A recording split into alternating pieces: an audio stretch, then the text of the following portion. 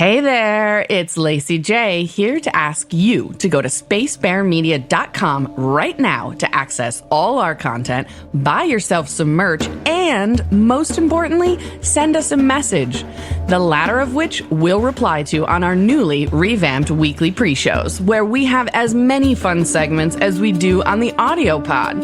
There are current events with Christy, corrections and observations with Ben, and as always, questions with Derek. Plus, I have new fun facts and tell a terrible fucking joke every single week. Please join us, and please consider rating and reviewing us on your favorite app or recommending us to a friend who loves Lost. Hello, everybody. Welcome back. It's Lost in My 40s, Season 3, Episode 21. It's called Greatest Hits. It's a Charlie episode, and it's a me episode. But first, Benjamin, remind us, what do the power rankings look like after 20 episodes of Season 3? I think I'm going to go in reverse this time. I'm going to say in third place. Ooh, we had Hurley with 110 points, Juliet in second place with 113, and on top, where you love him, is Sawyer, 123 points. Well oiled. Woo, wait, so there's what, 13 points in between? 10 points between Juliet and Sawyer. 123 No, to I 113. mean between he and Hurley. Yeah, 113 points. Yep. So it's still anybody's game here. Yep, it is. Yeah. Okay. And the dregs here, third place, we have Mr. Cooper. Second place, Paolo Poopstick. And the bottom of the barrel is Dead Pants Danny with negative 90 points. Danny. Wow. Nobody's catching Dead Pants now. No. I thought Mr. Cooper was the only hope, and he didn't do it. So Nope, it's all Christy's Dead trying Pants. to get Ben Linus to catch him. Yeah. Honestly, I'm starting to want to force Christy to vote a different way. I don't know how to do it, though. I've known her for 20-some years. I've never gotten her to do anything I wanted that she didn't want to do. That's true. It's true. And honestly, the only friends that I can have for a really long time are the ones that won't let me boss them around. Otherwise, I just get bored with people that let me boss them around. All right. One quick little announcement before I get into this episode, because I wanted to let you know this will be my last episode presenting. The seasons are getting shorter, and I do have a few special things planned for some episodes in the second half of the season. I'm not going to tell you what those plans are because for the first half of this season, I told you Ado and Dave were going to be here, and then only Dave was here. So I've learned that I'm going to be keeping secrets now, and we're just going to surprise you with some fun stuff in season 4. And soak this up because it's the last one I'm hosting. Are we ready? We're ready. Yep. All right. Episode 21, Greatest Hits. The episode opens with Carl running through the jungle. He reaches the shore, grabs the outrigger, and sets off with one paddle across to the island, to the original island. Inland, Jack is leading This is Desmond. 5 kilometers inland, right? Yep, exactly. Yeah. That's where everything on the island is. 5 kilometers inland. Jack is leading Desmond, Charlie, Kate, Sawyer, Claire, Saeed, Juliet, Sun, Jin, and Hurley. Charlie wonders aloud what Jack is taking them to see, and Hurley says, probably secret stuff. Okay. Charlie bitches about people keeping secrets, so Hurley reminds him that they kept Naomi a secret. Charlie makes a smart-ass comment about playing football with the others, and then notices Desmond's got a look on his face. Uh-oh. He accuses him of having another flash, but Desmond denies it. Jack says, we're here And everyone gathers around, and Jack confirms Juliet's story, that she confessed everything to him days ago. Kate asks if she'd been, running tests on them secretly. Juliet says that she didn't run any on Kate, but Ben had wanted her to. Saeed thinks none of this explains why they're out in the jungle. So Jack yells, "Danielle!" She pulls a lock in a box, pops out of the jungle. And Jack says, "Show him." So Danielle proceeds to grab 2 wires, link them, and cause a massive fucking explosion that takes down a giant old growth tree. So I wonder how this whole Jack and Danielle situation came to be. How did he get in touch with her and all that? They always seem to know phone? Yeah, right. They always seem to know where to find her. They just walk to certain places in the jungle and yell her name, and she pops out. I don't know. Maybe he asked Saeed. Saeed tends to be able to find her. They have some sort of psychic connection, though, I think. All right. So Jack says that hiding is pointless. And so for the past few days, Danielle has been bringing dynamite from the Black Rock, which makes me giggle because I think about the scene between her and Locke, which was so fucking great. And we didn't we didn't realize the whole time, she's collecting dynamite for Jack. That was so funny. Yeah, so they know when the others are coming and what they're looking for this time, Jack is explaining. So, it's the first time they have an advantage over the others. Jack says, so Juliet's going to mark the tents with the white rocks just like she was told to do. But there's not going to be any pregnant women inside. There's going to be plenty of what we just used on that tree. So tomorrow night, we stop hiding. We stop running. We stop living in fear of them because when they show up, we're going to blow them all to hell. Fuck yes! Yeah. Yeah, strong Jack. Takes us to the lost title screen, of course. Dramatic fucking moment. And then we go to flashback. Yeah, flashback number 1. The other 2 members of Drive Shaft are in a van. Suck Shaft. Yeah. Are in a van playing with the radio. Outside in the pouring rain, Charlie and Liam are trying to fix a flat tire. Charlie's pissed off. They're on their way to play Clitheroe, the arse end of nowhere. Arse. But Liam is excited because they're headlining and building a fan base. Charlie wants to know if the fan base is going to pay for the sodding tire. He's had enough of this fake rock star life, I guess. He says he quits the band. We're broke. The album's not selling. We're a bloody joke. He's complaining. And then suddenly, the driver of the van shouts, "Hey, shut it. Listen." He turns up the radio, and it's everybody's favorite jam. You are everybody. You all, everybody. So Charlie screams, "We're on the bloody radio!" And everyone laughs and cheers. And Liam says, "I told you, baby brother, we're going to be bloody rock stars." Bloody. So back to day 90 on the island.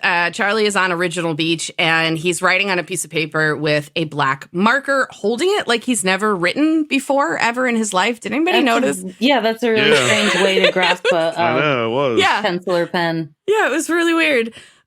So the paper says, number 5, the first time I heard myself on the radio. Naomi is there, and she asks him who they are about to go to war with. And Charlie says it's a long story, and she should ask him something else. They realize that they're both from Manchester, and Charlie tells her that his band got its start at Night and Day Bar on Oldham Street. He tells her that it was Drive Shaft when she asks, and then Naomi tells him that after the plane crash, a huge deal was made of his death. What? There was a memorial service, and a greatest hits album was released. But how do you have a greatest hits album when you have one album out? I know. I don't know. Yeah, exactly.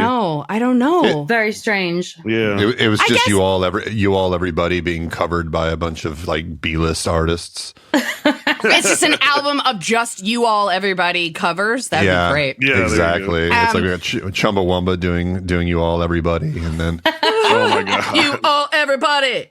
You all, everybody. Get knocked down. I I do think, to be fair, though, bands, I mean, there are a lot of times when a band gets famous, they already have several albums. It's just the one is the one where they had like a hit. So that could be, maybe. Even Chumbawamba? I don't know. I don't know Or about maybe that. they have some like songs that they recorded that they never released yet. The B-side. Oh, yeah. That would be good after a death. They've been on this island for how long? 90 days. 90 days. Yeah, I mean, It's maybe already a greatest hit. it's already a 3 greatest months. hits album. Yeah, I mean, that feels a bit quick, but okay. Well, not if it's the same song. Everybody can just record You All Everybody real quick, throw it together. Yeah. Yeah. You could put together. You could get the artist to put something together, but to get it marketed, to get it distributed, I'm saying like this is pre-streaming days. My guess is this is a bit too fast for a greatest hits album. Well, you would know. You're the music guy. Was All it right. pre-streaming? Yeah, 04, 2005 or 6. Yeah. No. Well, this season was out 2007. However, in I guess still it was, getting Netflix DVDs, physical DVDs back then. yeah. So Yeah. We streaming- were too. but Yeah. there were iPods in 2007, right? Yeah, music was streaming already. So at it was that point. just kind of starting up at that point. Yeah. Well, I don't- iPods was there's a difference between download and streaming, right? Like when you Oh, download yes, something, that's you're downloading true, it to an iPod, streaming as a service. So yeah, this was before streaming. This was at the time where people were starting to use Napster. iPods and stuff like that. Yeah. Napster. Oh man. Nutella. All right. So the look on Charlie's face when she tells him this is fucking adorable. He smiles like he did when he was playing Meriadoc Brandywine, and it's adorable. So that moment gets ruined because he sees Desmond staring at him from a distance. His smile is wiped clear from his face. Naomi says, "Hey, look on the bright side. You're not really dead, right?" Charlie, yeah. Charlie, not looking so convinced of that fact, replies, "Yeah, right." Down the beach, Jack and Juliet are carefully unwrapping dynamite and booby-trapping the tents. Danielle says to be ready in the next 24 hours, they need more wire. So they decide to strip the plane wreckage. Saeed runs up and says they need to talk about Naomi's phone. Jack blows him off, and Saeed says he'll apologize for doubting him later. But now he can't transmit using the phone because Danielle's distress signal is overriding the frequency. He wants Danielle to tell him where the tower is so he can switch it off. She wonders why he thinks he'll have better luck when her message has been playing for 16 years and nobody has heard it. Saeed feels confident that the ship only 80 miles offshore will hear it, but then Juliet tells everyone the others have been blocking all signals off the island. Oh my God, that's quite a blow to Danielle, right? Yeah, that's pretty big. Yeah, exactly. Yeah, this whole fucking 16 time years of pointless. and it was never even happening.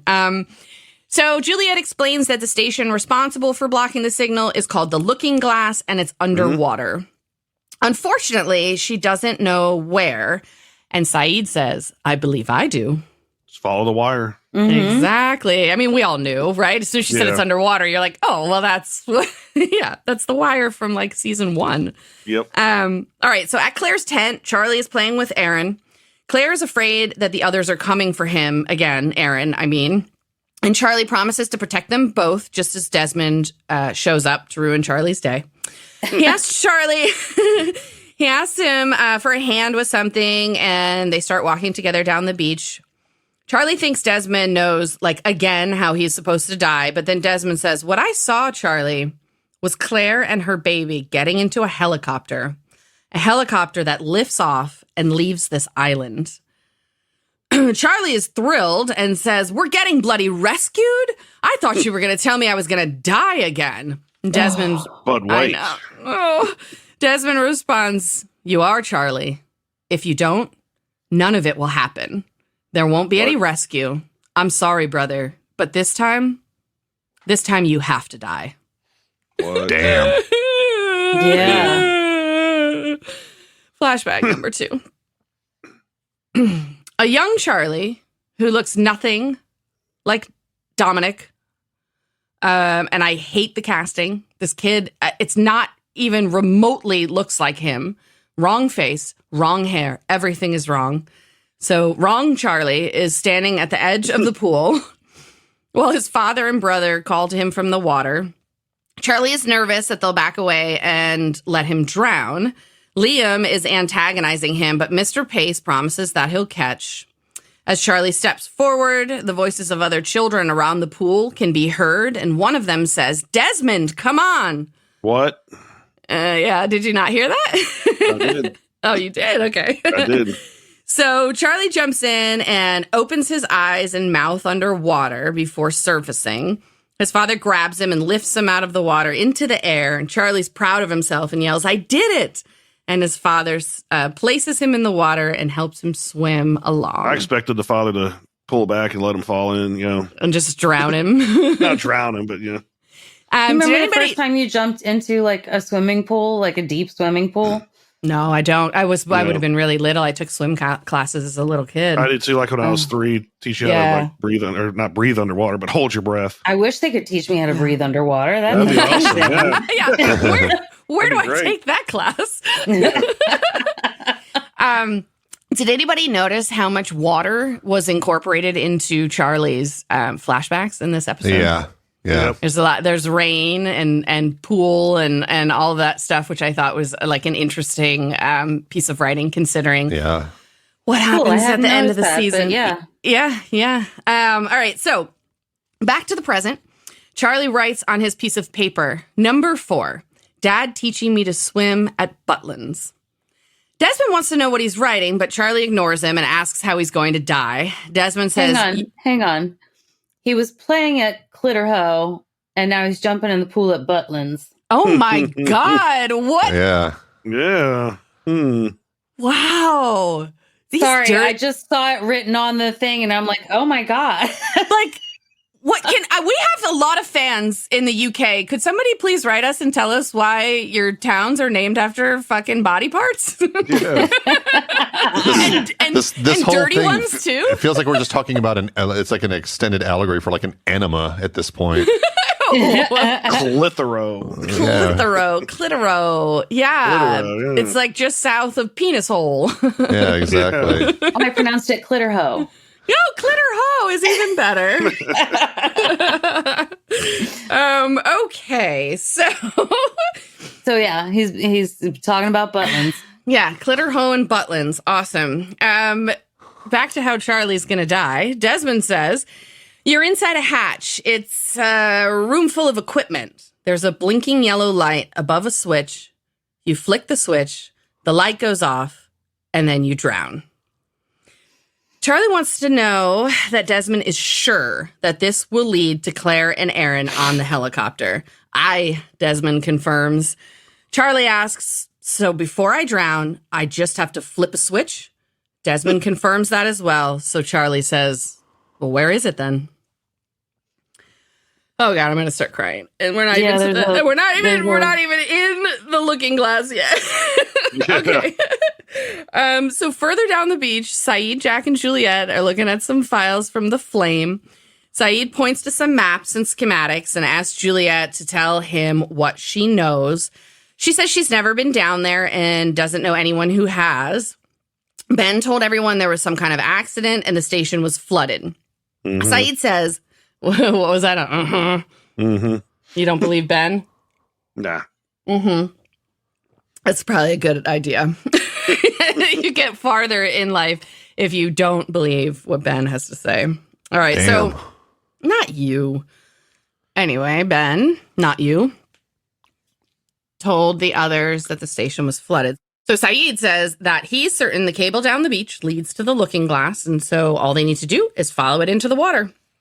He's like looking at the schematics and pointing to a moon pool, which I guess is an opening in an underwater station. I didn't know that's what those were called. Had anybody ever heard moon pool before Lost? Yeah, yes. When I watched The Abyss. They have them in the Abyss, yeah. Exactly. Yep. Of course, I've seen The Abyss. I guess I just didn't remember that. All right, so he says he's going to swim right into the station, disable the relay switch. Jack asks how he's going to get back, and Saeed just gives him, like, this is a one-way mission look. Yeah. Yep. And Jack says, no, I'm not letting you go on some suicide mission just to flip a switch. Desmond and Charlie show up at that moment, and Charlie says, I'll do it. Swim down, turn off that bloody switch, swim back up, piece of cake. Yep. Jack says, yeah, you don't even know what we're talking about, Charlie. And Charlie then tells everyone he was the junior swim champion in Northern England and that he can hold his breath for 4 minutes. But wait, the I was day just that gonna say- Joanna died, Yes. he said that he can't bloody swim. That is correct. And if nobody had remembered that, that's what I was going to stop and say is that is a very well-known, continuity issue is that they write him that he can't swim and then they write him that he can. And that's definitely something like you'll find in lost discussion groups when people talk about issues or mistakes in the show. Well, and also, instead of going down there and swimming around and flipping the switch, why don't they just cut the fucking wire? Yeah. That's the power to it. That's The the big power ass to wire. Oh it. my on the God. Yeah. You know what you did? You know what you just did? You just said, why didn't they take the Eagles to Mordor? Yes. Because Yeah. because the answer is because if they did that, then the story that they want to tell, they can't tell. Yep. Yeah, I just that's destroyed them. That's the Yeah. easiest. Yeah. yeah. I never I was thought. thinking that. I'm like, just cut the wire. I mean, Yeah, no, I never thought of it that way because it's part of the adventure, Christy. That's why they can't cut the wire.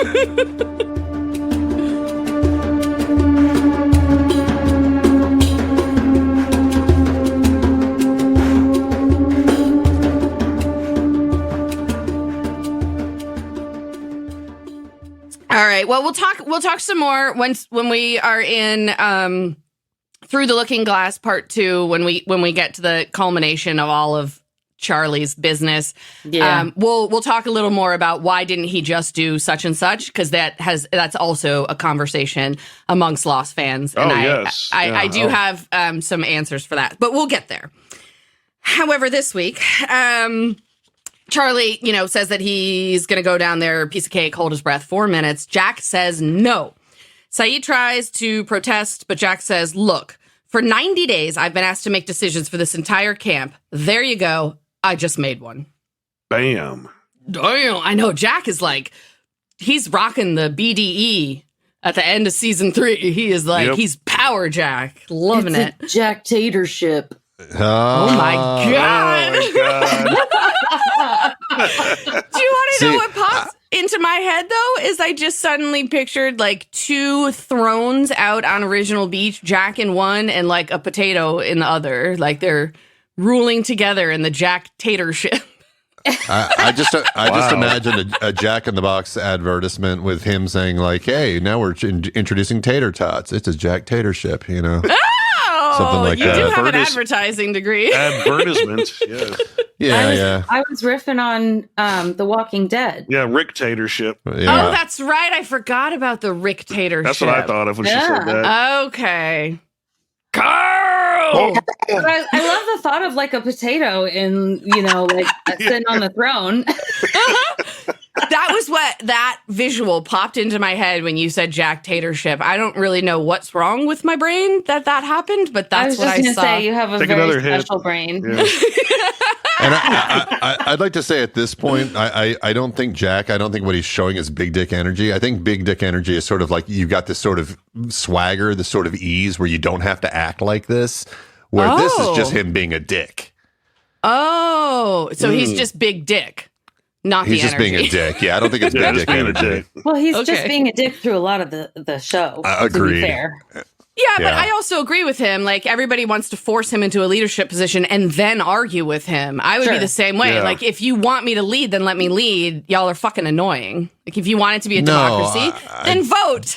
I think leading is like somebody who's going. Typically, good leaders listen to advisors, right? Because leaders can't know listens. everything and they can't do everything. I think previous Jack president. listens. I don't think he discounts what people say. I think he listens. Don't you? Do you not? You always put the best people with you, the most smartest. I don't know. I feel like through this episode and some of these episodes, Jack is very dismissive of others. But I guess maybe sometimes it's to Locke. But he, like Derek says, wants the best what did you say? Best, mostest, most bestest? Most bestest people. Yeah, the ones with the best words. The most Huge, smartest. Huge words. All right. So the survivors are gathering supplies from the wreckage. Rose and Bernard are arguing about how to tie knots.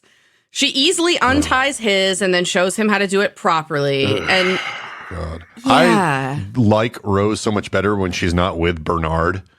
Yeah. Yeah. When she thought he was dead, she was like a really good character. And the second he came back, she's just a henpecking bitch constantly. Yep. Pain in the She ass. thought he God. was dead. She knew that her husband was still alive. Yeah, that's true. She did say that he was alive the whole time. That's true. Well, then they're better off just not together. They're better off when she knows he's In a alive and is long-distance at some relationship. distance. Yeah, because the second they get together, 5-kilometer relationship. yeah, man, she is just pecking constantly. So- Ugh. So this is interesting because I was thinking about it when I was prepping for this and watching it. I was thinking about how when I watched this for the first time in my 20s, I just thought that they were just the sweetest couple ever, and that I just love them. And now when I watch it, I think that they are in a toxic relationship and that she emasculates him constantly. And that is what I have learned in the last 20 years.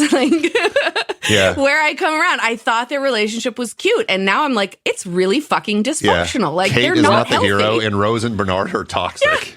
Yes, that's exactly right. Yeah, I thought Rose and Bernard were cute, and that Kate was like the coolest, baddest bitch around, and now I'm like, oh, she's just sort of a whiny, petulant child, and they're toxic. So there's that. Yeah, I guess I grew up a little. I don't know. Okay, so Rose and Bernard are acting a fool. Jin and Sun are a bit away from them. He tells her that he heard their names on the tape that was played, wants to know when she's going to tell him, like, what it was about. And she confesses that she allowed Juliet to take her to the medical station. She saw the baby on an ultrasound. And Jin, wants to know if it was okay. And Sun tells him, baby looks healthy. And it's a really sweet moment. Yeah, it's cute. Suddenly, Hurley starts screaming. Everyone turns to look and they see Carl arriving at the shore in his outrigger. He runs toward the group and they run toward him. And then Saeed fucking clothesline tackles him to the ground. Awesome. Now, this type of scene happens a lot of times where somebody comes running out of the trees and then are running at each other on the beach. If you see somebody running at you like that and you don't intend to engage them, you pull up at some point. You're like, hey, stop, guys. I'm just here to talk. I see Yeah, what you that's true. mean. They keep running full bore. Remember Yes. when he tackled Jin in season 1 because him and Michael were fighting? Yeah. But I think you're right, Ben. If I saw Saeed coming at me at top speed, I'd throw my hands up. I come in peace. Yeah.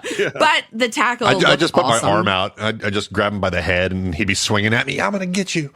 I'd be like, oh, you little short Iraqi guy. You can't get me. Is he short? Can somebody sure please Everybody is Google? short in comparison to Ben. He's Well, probably that's quite a bit true. shorter than I am, I'm guessing. Derek, can you Google how tall Naveen Andrews is, please? Wait, is that his last name? Yeah, Naveen? Yeah. I think Okay. it When I- sounds right. He always seems to be the first one in the credits, too. Yeah, I think he's got the kind of 5'8", 5'9". 5'9", yeah. Oh, okay. Yeah, you probably could hold him at arm's length. Yep. Yep. I'm gonna hold you here until you calm down. Yeah, because 5'9's not short, but It's not when you're nearly as tall as as Ben. Ben. Right. Yeah. Right. Ben, how tall are you? 6'3". Yeah, between 6'3", 6'4". Like just Cool. shy of 6'4", yeah. I used to be 6'4", but I've started shrinking. He's about a foot I knew you're a taller little than taller me. than me 'cause I'm 6'2". Yeah. Yeah, he's about a foot taller than me, and when I stand, I can nuzzle my face in his bosom. I don't have So you a have bosom. boobs now? He really you have boobs doesn't now? even know. Ben doesn't have a bosom. okay. I've been taking steroids, so maybe I've got some moves. I'm pre-moobic. I'm pre-moobic right now. I wasn't trying to say you had boobs. Is bosom? Does that only mean boobs? It doesn't mean just chest area. I never think of a guy with having a bosom. Oh. Yeah. Except for Meatloaf in Fight No, Club. We Bob just watched. had Club, bitch yeah. tits. Yeah, we just watched that a couple days ago. Yeah, his name was Robert Paulson. His name was Robert Paulson. All right. Saeed has tackles Carl to the ground. Well, Merriam-Webster says the bosom is the front of the human chest. So Boom, bitch. All right. Boom. Bring in the vocabulary words Okay. today. So- Hey. Bosom for a pillow. so Ben's bosom. Yeah, There you go. everyone's like, all right, we're in the gym today. We're going to blast that bosom. You know, it just doesn't sound right. Oh, blast that bosom. That's going in the episode description. All right. Yes. So Saeed has tackled Carl to the ground. Let's try that again. Sawyer runs up and is like, stop. He's cool. This is the guy that like I helped know us this escape. guy. Yeah, I know this guy. Yeah. So Carl is like frantic and telling Sawyer that his people are coming. Sawyer, not at all concerned, tells him he's a little bit late because they already know. Yep. Juliet's told him they're going to be ready when they arrive tomorrow night. Carl, even more panicked now, says, tomorrow? No, they're coming tonight. They're What? coming right now. They're already here. Yeah. They were actually here yesterday. Yeah. All right, so flashback number 3. It's 6 hours ago, and we are at Camp Others. Alex is skinning a rabbit as Ben arrives back from Jacob's. Alec asks him where Locke is, Ben completely ignoring and not telling her that he shot him. He just pulls out the gun, hands it back to her, and coldly says, "Here's your gun back."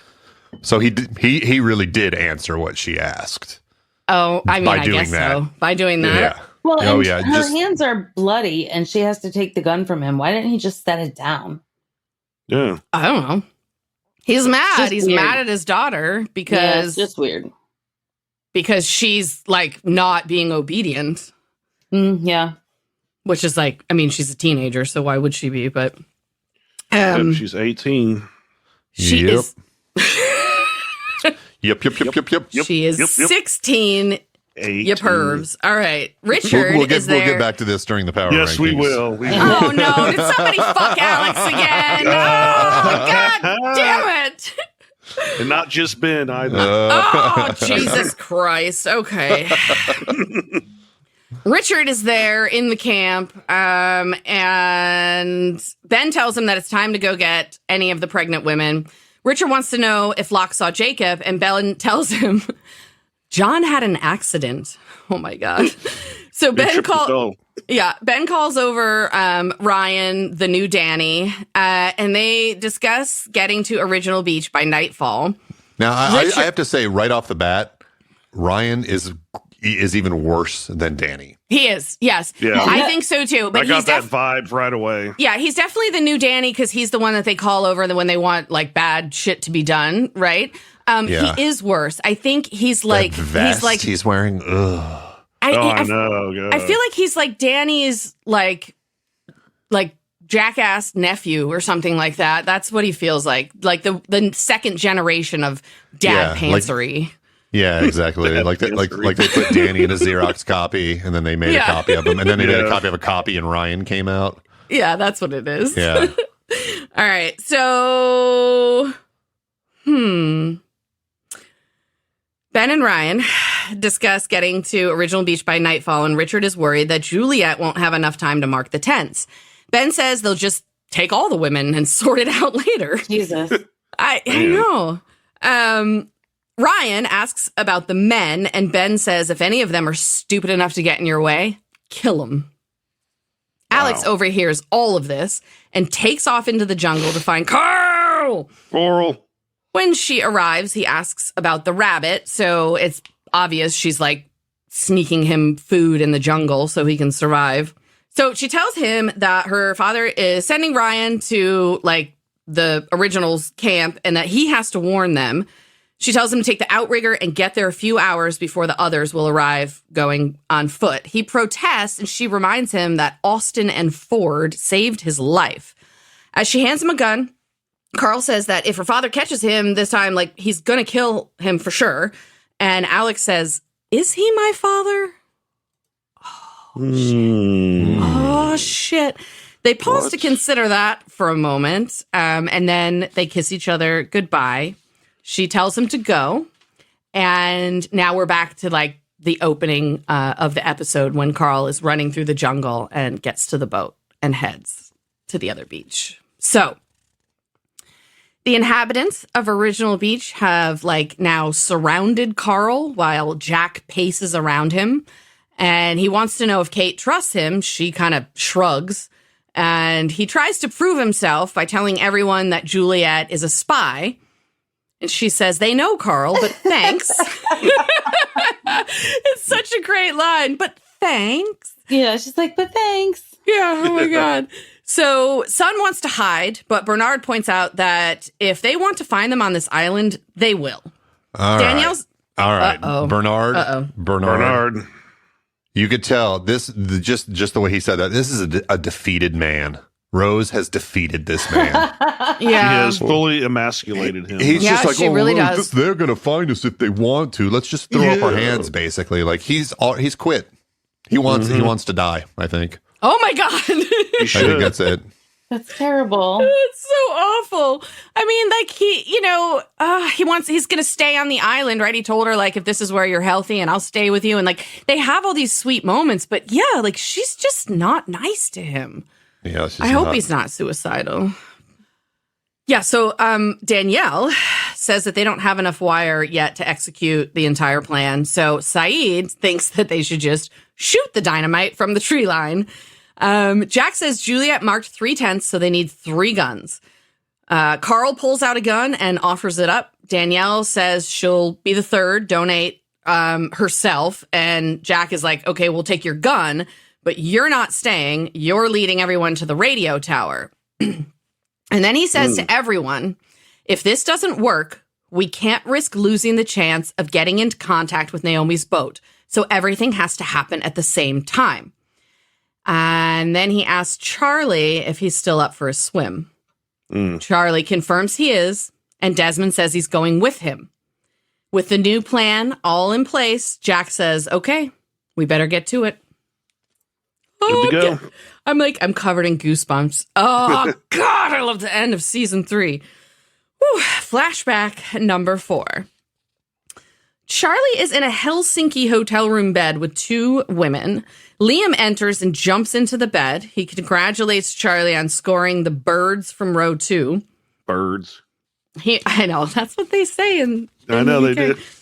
Sorry, I'm burping up coffee. Actually, just give me one sec. Oh, Jesus. Nice. Wow. Should we leave that in? Yes. Yeah, it's great. I'm gonna use that sound every time somebody says Ryan. It's just gonna go. All right. So Liam makes a comment about how Charlie spent another year as the only drug-free rock star before pulling off a ring that says DS on it, which we've seen Charlie wearing all through the show. And he hands it to him.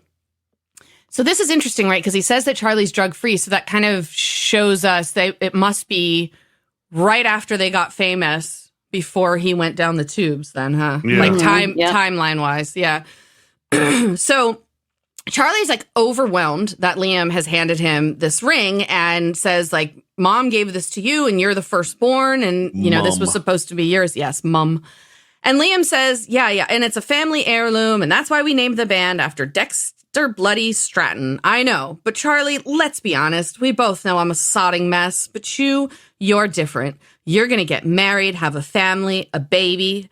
I'll be lucky if I hit 30. The ring has to stay in the family, Charlie. So please take it. Mom would have wanted it this way. Pass it on to your little one someday. I need to know it's safe. Charlie puts the ring on and it fits. And Liam says, Happy Christmas, baby brother. Back to the present. Charlie is again writing on his list. This time it says number 3, the Christmas Liam gave me the ring. It wasn't actually Liam. It was Sauron the Deceiver. As we can see coming up here. All right. So he sits smiling and he's like kind of stroking the ring, saying, "My precious." Okay. I mean, he goes over to Claire at her tent where she questions him about volunteering to swim without telling her, because now Charlie needs permission from Claire, I guess. They're a couple now. So he says he didn't want her to worry, and she says it's dangerous, and Charlie replies, "It's what needs to be done to get us all rescued." Then he asks her to promise that while he's gone, she's not to worry about him. She agrees, and he takes Aaron from her to put him to bed. Charlie calls him Turnip Head again and tells him that he loves him. Claire tells Charlie to be careful. They kiss. Oh. He looks at her like it could be the last time. What? And as he walks away, Charlie's face looks determined. He is gonna fucking save them. It was such He's a gonna sweet flip moment. that switch. Yeah. It is That a big sweet old, that moment. giant baby they have too. Okay, did you notice, like, that was, I have said it before on this podcast, that sometimes they have That's a one of the different baby. babies. It is. Yes. That baby Well, they is use lots of huge. babies. Like, legally, they Yeah. have to. You can't, like, work a baby on a schedule that, like, Right. adults can do. But Why That's not? Yeah. They got anything else to do? Baby. Yeah, Wait a exactly. one at a time. Christy, what was Sorry. that? I said, but that's not a 3-month-old baby. No. No. It's a big baby. Yeah, and big. also, like, something's wrong with that child's head. It needs a doctor. Like, it's swollen to the size of a basketball. I don't know Yeah, it's what huge. is The going baby's on head with is huge. that child's Encephalitis. head. Yeah, encephalitis. Yep. Oh, what did you say before, Ben? Oh, she said that the babies, you can't work the babies like that. I'm like, why not? What else do they have to do? Yeah. just Sleep. Lay around and kick Yeah, and shit and piss. sleep, shit, and piss. Like, might as well make a little money while you're at it. Right. All right. Flashback number 5. Another one with water. Charlie stands outside Covent Garden Underground Station singing Wonderwall. It starts to rain, so Charlie puts away his guitar and sets off just as he hears a woman screaming. He looks down an alley to see a woman being mugged. At first he hesitates, but then he yells at the man to stop before running up and hitting him with his guitar case. The man runs away, and Charlie asks the woman if she's okay. Nadia responds. What? But hang on. Did you notice that when the man ran away, he had the purse in his hands and he threw it down on the ground? That's dumb. Yeah. It was, you just probably run. his first day as a thief. I He was, mean, he's still figuring out the rudiments. I mean, he got his prize and then he threw it down and ran away. It just made no sense. Yep. So stupid. Well, And what the fuck Anywho. is she doing in an alley? well, I mean, she could have been dragged Getting in there, mugged. I guess. She was getting Yeah. mugged. Let's not victim shame here. Yes. So Nadia. What is it with these people running into each other? Oh, well, it's interesting. There are answers to that, Derek. Stay tuned.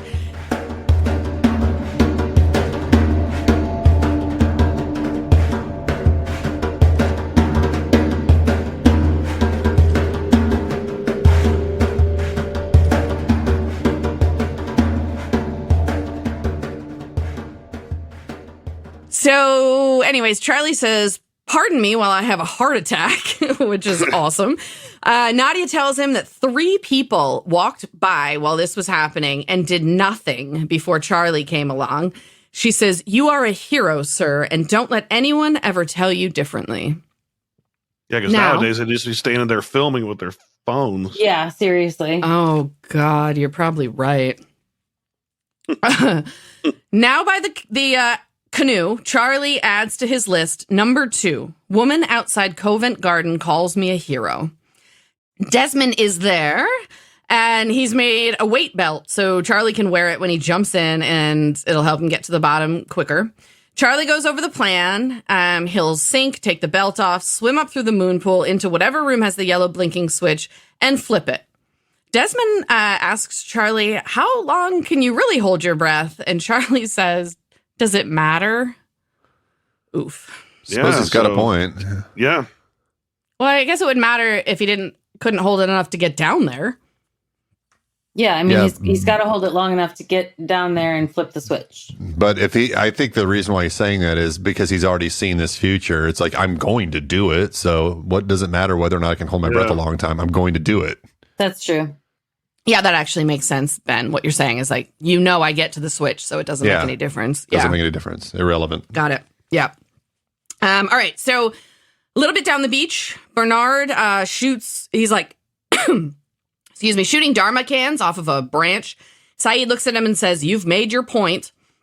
Rose says he shouldn't do this because what he's used to shooting is pheasant, who don't shoot back. Like, oh my God. She can't just be like, "Thank you for trying to rescue all of us." And oh my God.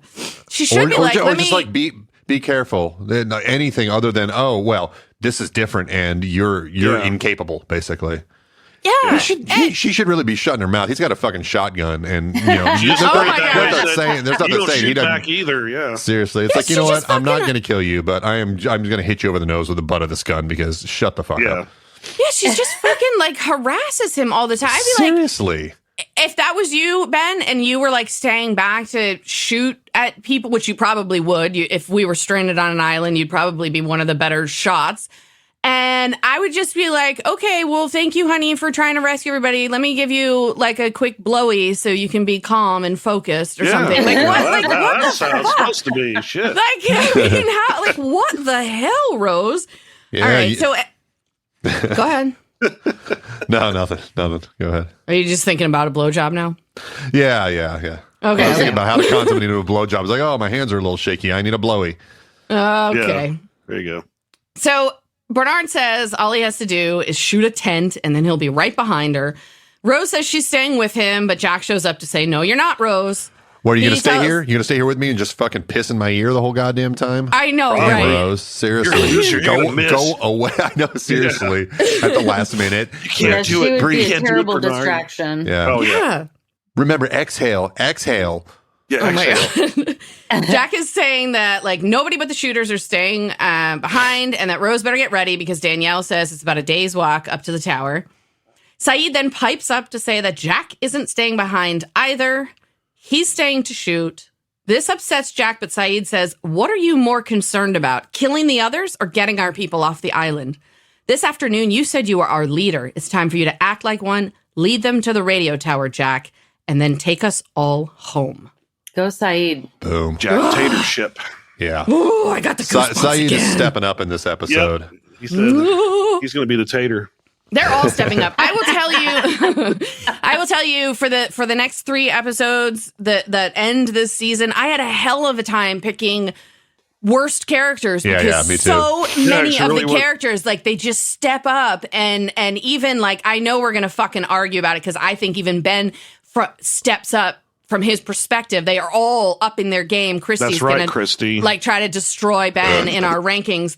And she's wrong, and that's fine because I love her anyways. But see, if we did top 4, I would have put Ben in there. Yeah, but like just all of the characters like up their fucking game at the end of this season. So, by the shore, Charlie and Desmond are about to leave when Hurley runs up.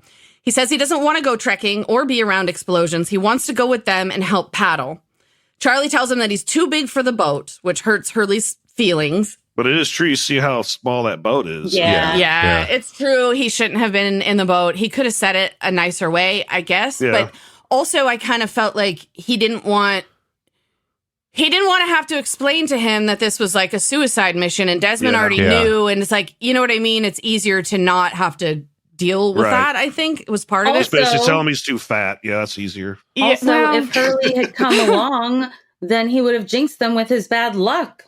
True. Oh, well, that could be. That's or true. Also, it could be like if you remember from Desmond's episode where we learned like if they were to change something, then the end result, like when they were looking for Penny and it turned out to be Naomi. So there's actually that as well. So there's a lot of explanations. I just feel like there was another way that he could have told him other than like, you're fat, go away. Like, Jesus Christ. Poor This Hurley. is the point where Hurley should have said, why did you just cut the rope, dude? Or, cut the cable, dude. Yeah. Be like, oh, there you go. Dude. I do love this next bit, though. I love the next bit. I do as well. So he turns to leave and Charlie just runs up and hugs him and says, just remember, I love you, man. And Hurley replies, yeah, whatever. I love you too. And as he leaves, Charlie watches him walk away and you can see on his face that he knows it's probably going to be the last time he sees Hurley. So Original Beach is packing up and getting ready to head to the tower. Jack is checking to make sure everyone has the right supplies, and Kate says, "So here we go again, huh?" And Jack laughs and says, "Here we go again." Juliet arrives to say the tents are ready. Jack asks if they chose the third shooter. Juliet nods toward Jin, who is helping Sun pack her bag. Claire is at her tent packing her bag when Hurley arrives, and he asks if he can help with Aaron. Claire says they're fine and picks him up, and they all leave. One thing, I think all of these scenes with Hurley, like he wants to help Charlie, he wants to help Claire, he wants to help Sawyer later, obviously. And it's no. And we're just feeling really frustrated for Hurley, which makes the scene we will eventually get to just all the more sweet. Hell yeah. Yep. So as everyone, they file into line behind Danielle, and they're leaving the beach, and the camera pans over to Aaron's crib, and laying inside it is, I'm going to cry. You guys are not going to be able to get through the end of this fucking season without crying through all of these podcasts. The ring, the DS ring, is in the crib, and Charlie has left it for his lineage. Oh, God. Oh, fuck. Oh, God. I'm never going to be able to get through this. So there's a brief scene of Charlie pushing the boat off the shore while Desmond locates the cable. He finds it. And doesn't cut it. Doesn't occur to anybody. Wait a second. That's the first thing I thought of. I'm like, just cut the fucking cable. Seriously. So he finds it. And he says, "This is it. Ready?" Charlie nods, and using the cable as a guide, they pull themselves out into the ocean. Flashback number 6. Charlie's on the island amongst the plane wreckage on the night of the crash. He sees a pregnant Claire and heads over to offer her a blanket. He says, they sit down, and he says, "So, first plane crash?" Which is like such a great line. She responds, "What gave it away?" He tries to comfort her by saying, they're on a beautiful island under the stars. Before they know it, helicopters will come and take them all home. She thanks him for the comfort, and they exchange names. And then Charlie says, "It's nice to meet you." As Desmond finds where the cable sinks into the depths of the ocean, Charlie finishes his list. It says, number 1. I can't do this episode. The night I met you. Aww. Oh my God. Oh, Jesus Christ. If you remember, at the beginning of season 3, when we started this, I said that there was a character death in season 3 that I still not have recovered from since 2007. And as you can see, I can't even talk about this episode or the next two. The last episode is going to be tough for you. It's, you guys, I was weeping when I was writing the outline. I can't. Aww. It's so okay. I've never ever recovered from this. So. Desmond says, "We're here." And Charlie hands him the letter and asks him to give it to Claire. He says, "It's the 5 best moments of my life. Sorry excuse for a life. My greatest hits. Memories. They're all I've got." Desmond tells Charlie that he doesn't have to do this. He'll go. Maybe he keeps seeing the flashes because he's supposed to take Charlie's place. Desmond takes off his shoes, asks Charlie where the weight belt is. Charlie points behind him. Desmond turns and then gets hit in the face with an oar. What the Once hell? again, conveniently knocking him out. I would love to rewind all these scenes. Knockouts. Yeah. I'd love to rewind all of the scenes where somebody gets knocked out and where they don't get knocked out. They just get hit in the face and their nose is bleeding and they're like, "What the fuck, brother?" This is a group of severely concussed human beings. Seriously. Yeah, seriously. I took a 2x4 to the back of the head and didn't get knocked out. Right. Yeah. I mean, Okay. Charlie adjusts Desmond into the boat so that he's safe. And to an unconscious Desmond, he says, "You and I both know you're not supposed to take my place, brother." Now, grabbing the weight belt, Charlie pauses and cries. It makes me cry. He then dives in, sinking fast. His shoe leaves his foot, floats up as he continues down past the side of the underwater station and underneath it. Letting go of the weight belt, he begins to struggle for air, and it looks like he might not make it to the moon pool. Yeah, he wasn't gasping. You're right. I wrote gasping. No. He wouldn't be gasping. That was good. If he were gasping, he would be a fish. Yeah. Yes. I know. That's why I skipped over the word, but thanks for bringing it up, Derek. No problem. So he sees the moon pool. He manages to reach it, making to the surface. Here, he gasps for air. There. And he sees a large room, which is not flooded. That's good for him, too. Yeah. Seeing the side, he pulls himself up onto a walkway, elated. He laughs and says, I'm alive! I'm alive! Just as a door opens, 2 armed women come running out and point their guns at Charlie. Uh-oh. Whoops. Lost title screen, end Charlie's Angels? of episode. Sure, they're Charlie's Angels. Oh, God, you guys. I know this is rough for you, and it's 2 episodes away. It's gonna be really hard. It's a good thing you're not reading that one then. Or the next 2. No, I wouldn't be able to. It would be like 2.5 hours of me crying would be the podcast. Well, that sounds like fun. Yeah. You've been there before, Ben. Okay, so 2.5 hours of crying? Yeah. Oh, yeah. Sometimes I get sad. Well, I thought you had been crying for 2.5 hours. Like, no, I meant having to witness it. Oh. All right. Who would like to hear some fun facts? Oh, me. Mm-hmm. In honor of Drive Shaft and their greatest hits, today we are talking about the Billboard Hot 100. Prior to the creation of the Hot 100, Billboard published 4 singles charts. They were called best sellers in stores, most played by jockeys, most played in jukeboxes, and the top 100. These charts, which ranged from 20 to 100 slots, were phased out at different times between 1957 and 1958, and the Billboard Hot 100 began with the issue dated August 4th, 1958, and is currently the standard popular music chart in the United States. For today, I pulled out a few interesting stats. I've got top 10 artists, top 10 songs, and like artists who have spent the most time and number 1 spots. Top 10 artists of all time, and by all time, I mean 1958 to 2021. Anybody want to guess who the number 1 artist all time is? The Beatles. Michael Jackson. Michael Jackson. Yeah, Michael Jackson. It's the Beatles. Oh, It's the wow. Beatles. Oh. It's the Beatles. In fact, Michael Jackson is number 8. Wow. Whoa. In order, from 1 to 10, they are the Beatles, Madonna, Elton John, Elvis Presley, Mariah Carey, Stevie Wonder, Janet Jackson, Michael Jackson, Whitney Houston, Rihanna. Janet's above Michael. Wow. Yeah. Isn't Wow. that interesting? Yeah. Yeah. Top 10 songs of all time. Number 1, you guys aren't going to get it.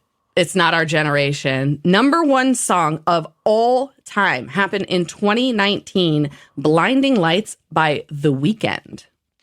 I don't know what that even What's is. the weekend? Like I a knew it. rapper? Or? Yeah, he's Yes. a rapper. If it's rap, I don't know any What generation. the fuck was a Mariah Carey doing in the top 10? Yeah, It just man. dawned on me. Like you said, Mariah Carey in there, and it was just like Because she's had a All lot I of hits. want Oh, for I- Christmas Oh, that's is Oh mean. no! Oh my god! God. I mean, she's had a lot of hits, I guess. I don't know. Yikes. So number 2 song of all time is from a while ago, Chubby Checker, The Twist. Okay. Do the twist. Other songs in the top 10. Smooth, Santana featuring Rob Thomas. Remember when that was like yeah, that was all everywhere. over the place. That was 1999. We've also got Mac the Knife from 1959, Uptown Funk, How Do I Live, Leanne Rimes from 1997. Jeez, wow. Yep. LMFAO, Party Rock Anthem, is the number 7 song of all time. Black Eyed Peas, I Got a Feeling. That's number 8. Los Del Rio, the motherfucking Macarena, is the number 9 song of all time. And number 10, Mr. Ed Sheeran and The Shape of You. It's wild. Isn't that a wild list? Yeah. All right. Not what Artists. I expected. It's wild how the top 10 of all time, there's a handful of actually really decent songs on there. Like most of them are crap. Most of the songs Because are not that's very good songs. No. Because it's different. It's different than an artist because an artist has to have consistency to remain at the top and get those rankings, where a song can just be a one-hit wonder. And you get the play and you go to the top of the charts and then you stay there regardless of, like some of those were just summer hits. About the bird? Go ahead. Oh my God. Stop it. The bird is the word. The bird is the All word? right. Most weeks at number 1. There is one artist at the top at 19 weeks at number 1. That happened in the year 2019. It's Old Town Road by Lil Nas Oh God, X. yeah, that was everywhere. I love it. I love him. I think he's fucking great. Okay, this is gonna piss what was the name of the song? Old Town Road. Oh. Oh, Derek don't know. He don't know nothing. I don't listen to music in the 2010s music and 20 Yeah. I stopped in the 90s. I think it was competing with Baby Shark right around that time. Oh my God. Do. I've gotten to the point where I mostly listen to podcasts at this point. Oh, not a whole lot of same. music. 80s and 90s are mine. So Yeah. If I'm listening to music, it's either bubblegum pop or 70s rock. Oh, that's why I don't hear this song, because I don't like country and I don't like rap, and this is considered country rap. So. Yeah. Yeah, there you go. All right. There are 2 artists who spent 16 weeks at the top. One of them is 1995 to 1996, One Sweet Day by Mariah Carey and Boyz II Men. There's Mariah Carey. The other happened in 2017. Luis Fonsi and Daddy Yankee featuring Justin Bieber, Despacito. Oh boy, that was... guy. There is one artist that spent 15 weeks at the top. That happened in 2022. It's As It Was by Harry Styles. And then there are 1, 2, 3, 4, 5, 6, 7 artists that spent 14 weeks at number 1. They are Whitney Houston, I Will Always Love You in 1992. Yeah. Boyz II Men, I'll Make Love to You. 1994. Los Del Rio, Macarena. 1996. Elton John, Candle in the Wind, when Princess Diana left this world. That happened in 1997. Again, Mariah Carey, We Belong Together, 2005 hit. The Black Eyed Peas, I Got a Feeling, 2009. And then Mark Ronson featuring Bruno Mars, Uptown Funk in 2015. It's interesting. Candle in the Wind. Was that a re-release? Because that song was originally, that was like 83 or 84 that came out originally, wasn't it? But it was originally about 1974, actually. It was originally 1974, and it was written about Marilyn Monroe. And then it was rewritten and re-released for... they call it Candle in the Wind 1997. Yes, for Princess Di. Yes, so yes, Ben, it was a remake. You said the original was in the 70s? February 22nd, 1974. Really? Yep. Yeah. And written about I remember seeing videos. They did Jean. videos on MTV, and it was like then he had to do the live 80s. version in 86. That must have been it. Yeah, that's what I remember seeing. Yeah. Yeah, it would be hard to remember seeing something before you Music were born. videos on MTV? What is that? I know. That's so 80s. Seriously.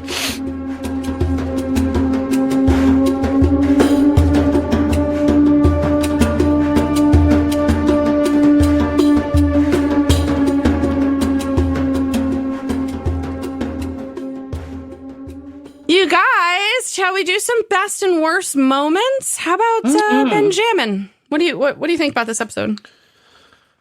Well, best moments, or what do I think about the episode? Best moments. Best and worst moments in the episode, please. I apologize. Okay. I was not clear. I think probably the when Charlie's writing everything out, and then he just basically says, like, it was like the night I met you. Like, that was really, really sweet. Another good moment was Saeed's speech when he was basically telling Jack, and you go do this, be a leader, and take us home. I really like that one. Worst moment was basically Rose's repeated attempts to emasculate Bernard. Agreed. Yeah, that's not what I wrote down. My worst moment was young Charlie. I just hated that kid's face and his hair. Ben hated he hated the young Ben Linus. Oh, that's right. He did. I thought young Ben Linus was perfect. I hated that the kid just didn't look like a Charlie to me, and it just bugged me. But my best moment was actually, we're going to blow them all to hell. Oh, yeah, Jack. Derek, what about you? Mine was the same as Ben's. The best moment was Charlie's list, and then finishing it with the number one. I was like, wow. And then, of course, there really wasn't too many worse moments because it was a good episode, but Rose just being a real pain in the ass. She really was. She was. Yeah. Christy, what about you? I also have Charlie's greatest hits. It's bittersweet, but they were all really beautiful moments. And I also love the exchange between Charlie and Hurley when, Charlie ran up to him and was like, just remember, I love you. And then Hurley says, yeah, whatever. I love you too. Sorry. I'm going to cry a little bit too. Oh, God, we're a mess. Oh, my God. We're both these a next mess. 2 episodes, both of y'all are going to be. Don't pretend like you didn't have fucking dust in your eye at the end of this season, Derek. Oh, I did. Okay, I'm sure. My worst moment was random armed women in the looking glass when Charlie pops out of the pool. That's true. Random armed women. What are your best and worst moments? Did you already go? Me? Yeah. What are you hosting the show now? Oh, yeah. Rankings. Keep going, Christy. My top 3, Charlie, Desmond, and Carl. And at the bottom is Ben Linus, because he's a dick. Of course.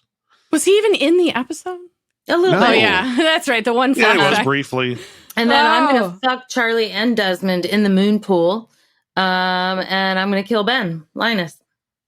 Wow. That's salt water. Yeah.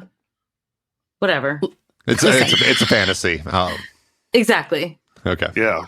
Look, Ben, next season, you have to put some sort of block on the spreadsheet so that Christy can't pick Ben Linus. Do what I want. I had in my top Charlie, because the man is willing to die to save people. So obviously, Jack, he's being proactive. He's being firm. Firm.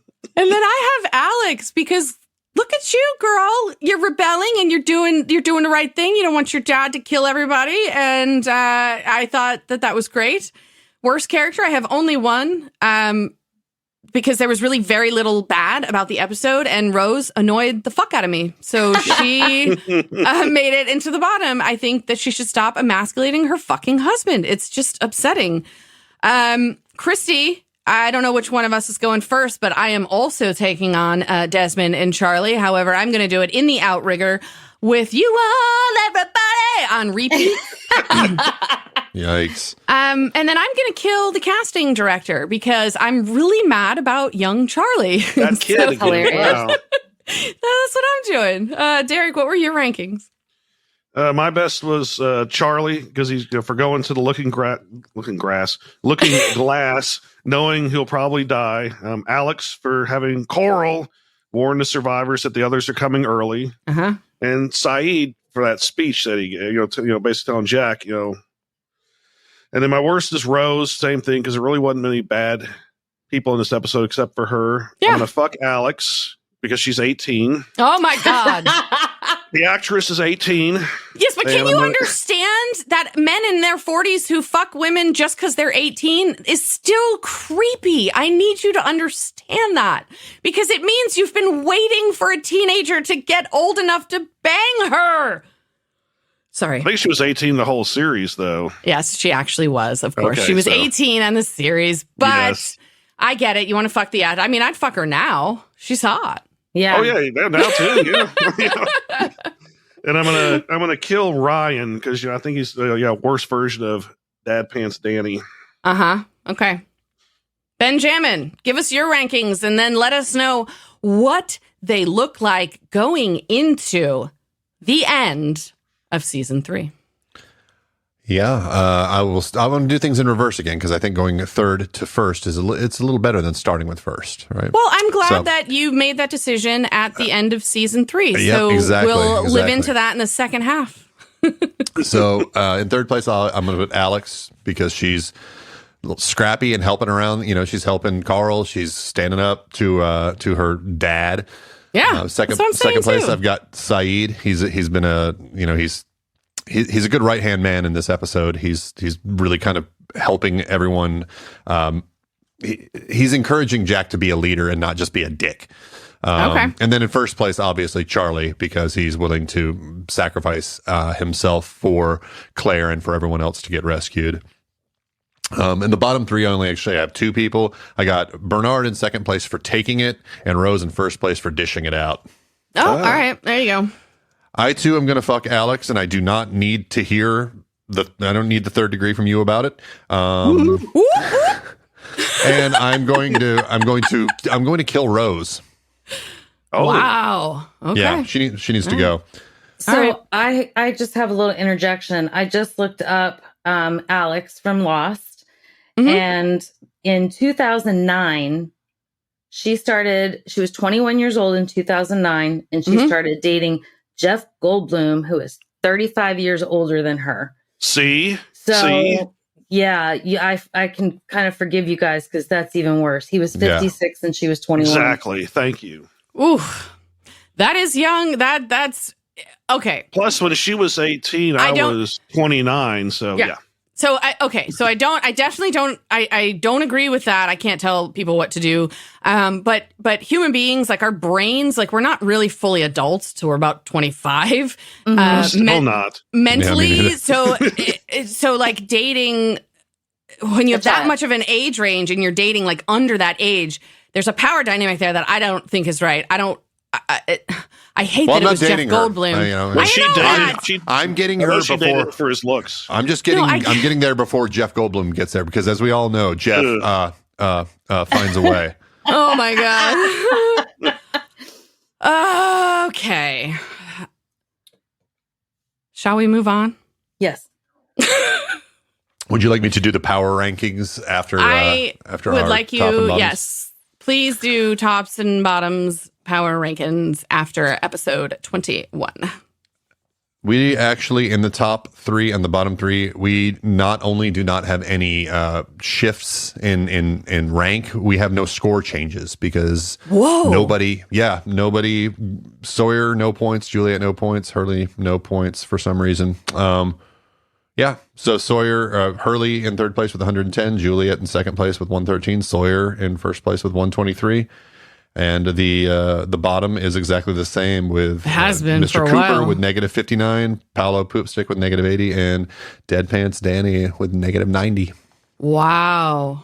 Okay. Well, in the next 2 episodes, there's definitely a lot of Sawyer and Juliet and Hurley. Is there anybody else close behind them? Like, where's our 4th place and 5th place? I see Desmond with 84 points. That looks like 4th, so that's pretty far behind. Yeah, there's no one close at this point. Yep. It's basically a 3-way race between those 3 characters. I think the bottom is probably set and has been for a little while. Yeah. So Sawyer, Hurley, and Juliet. Right now it's Sawyer, Juliet, Hurley. That's the order of the scores. Okay, well, I guess we'll see how that ends up. Okay, let's do some final impressions, shall we? Christy. Okay. Yep. Okay. You want to go first? Sure. Charlie's been an asshole for most of the show. But in this episode, his redemption really kicks off. I love that Desmond was like, you have to die this time. And Charlie's like, okay, if it means that, Claire and Aaron get off the island, then I'll do it. And that's pretty awesome that he's willing to sacrifice himself to save not only Claire and Aaron, but, all of the other everybody. Everybody. So that's everybody. So yeah, I really enjoyed this one. And I'm looking forward to The Looking Glass. Ben, what'd you think of Charlie's Greatest Hits? I thought it was a good episode. I mean, it was good to see. You get to see Charlie's, snippets of his life that you hadn't seen before. I mean, some of them were kind of hinted at, but you got to see him, even though you hated the casting. You could see his father, which you had never really seen before, right? And it's a good way of sort of wrapping it up, and it also kind of builds the tension of like everyone knows something is coming. So I like that. I like that Charlie proves at this point like he is a hero. He's been sort of a reluctant hero and a bit of a fuck up, and a bit annoying for a lot of the time he's been on the show. But he's really coming on strong these last couple episodes. And Saeed is back. Saeed is back to making sound tactical decisions. He's no distractions. No distractions. Yeah, he's urging Jack to be a leader. And then I think, within all of that, I also see Jack is sort of flexing again, but I feel like he's sort of overcorrecting and he's being a bit too dismissive. So it feels like every time Jack does this, I feel like there's something's going to happen where the kind of leadership of the originals group is going to get kind of thrown into question. So I keep kind of expecting that to happen now. All in all, I thought it was a really good episode and a good setup for the end of the season. Okay. I thought it's an incredibly strong, lead-in episode to the finale, which is 2 episodes long, but it's still, the end of the season. This one is sort of, it's like a chessboard. All the pieces are in place. Now we get to see how this game plays out and who the winner is. So super excited for that. I've been waiting for Derek to watch the end of season 3 for quite a while now because it is an exciting time where the writers, they just changed the game again on us. So I'm going to be thrilled to explore that with Derek next week. Speaking of, Derek, what'd you think? Not next week, this week, because we're dropping 3 episodes. No, you're right. No. Sorry. No. Next week. No, next week. My bad. My bad. Next week's 3 episodes. Derek, what'd you think of Charlie's Greatest Hits and got any questions? Yeah, I thought it was a really good episode. It is appearing to lead into the finale because they're about to start their quest. And I liked how the flashbacks coincided with Charlie's list. Like after each flashback, he write down his next number. Mm-hmm. And we find the others are coming sooner. So thanks to Alex and Coral. So they've been heading to the radio tower early. And my biggest question is, why are they jamming any communications to the island? And why is Ben so dead set on making sure nobody leaves? Ooh. Those are great questions. Yep. And they will be explored in the later seasons faux show. Not next week. Next week, like Christy said, we're dropping 3 episodes on ya. For the end of season 3, we have got Through the Looking Glass, parts 1 and 2. They are Jack episodes and they are Derek episodes. Like I said, Lost changes the game. Again, they introduce the flash forward. Whoop! I'm going to try not to cry through the entire end of season 3. And there's one other thing coming next week. Not just parts 1 and parts 2 of Through the Looking Glass, but you're going to get theories and questions. We are going to talk about fan theories after season 3. We are going to dive deep into our character rankings, including an aggregate of the 3 seasons. Christy's going to give us a peek into Lost Missing Pieces, the webisodes that came out between the original airing of seasons 3 and 4. And then, of course, Derek's biggest questions after he has seen half of the series. And maybe he's got a theory or two for us, too. We'll see. Next week, 3 episodes dropping. We'll see you then. Bye. Bye-bye. Bye. Bye.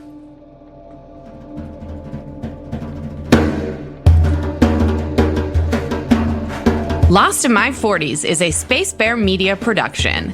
Executive produced and edited by me, Lacy J. Sound engineering, editing, and original music by Benjamin Trimp. Like and follow Lost in My 40s on Facebook to interact with your hosts. Plus, follow Spacebear Media on YouTube to watch our episode pre-shows. You can also find us at Spacebear_media on Instagram and Twitter. Or come to our website, spacebearmedia.com.